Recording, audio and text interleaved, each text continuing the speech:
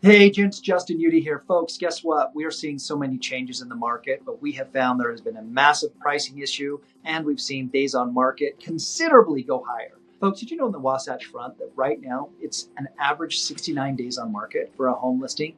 I will tell you on our side, our average home and time on market is less than 25 days. Now, one of the biggest challenges, you can price a property wherever you want to price it. You can do however you want to do it. But let me tell you the challenge you run into. The more time that your property sits on the market, the more devalued it looks, but also the more that your seller starts losing trust in you because they're seeing that you listed a property and they're not seeing the activity that you promised, that your firm promised with all the things and all the the brochures and all the pictures and the cards that we have. They're just wondering, why should I trust this person? Because people want a predictable outcome. They want to feel safe and they want to feel confident in the decision you made. So one of the things that you need to just consider is, are you pricing that property correctly? Folks, I want you to look at these three items and I want you to think about these three things when you're pricing a property and just considering them before you look and listen to what your client's saying. Number one is, you're going to look at comparable sales, but look at comparables that are truly comparable like your property.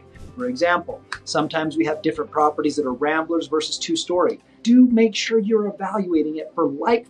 Evaluate it with the two-story properties only, not just the ramblers. If your property is a two-story, I would consider get rid of all the ramblers because two stories just have a different demographic. Another thing, folks, that I want you to think about is look at the properties that have been pulled off the market. Why did they expire? What was their price point? What was their issue? You could call the agent and find out what the problem was. Because in that area, in that property, in that demographic, is there something happening with the values that you should be aware of? You either need to price it higher than you thought it would, or actually make an adjustment down. And then the third thing is make sure you're understanding per the current interest rates and per the market, do we need to prepare them for a rate buy down? Because when we're pricing a property, I'm going to just tell you right now in general, we receive more calls from people requesting that we resurrect their broken deal than we almost do on new listings now because there's so many properties that are either expiring, coming off the market, and they want somebody that can get the deal done. And it doesn't mean you can't do it. It means that they're just lost the momentum that they felt with you has maybe gone away.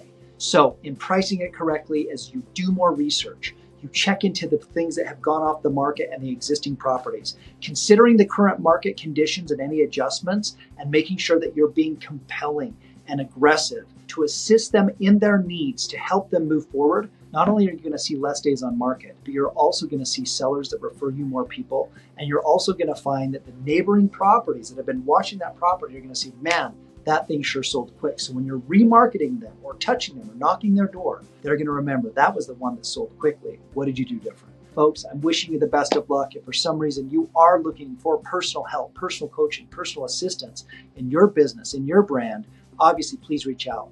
We're looking forward to helping you. Thank you again and good luck.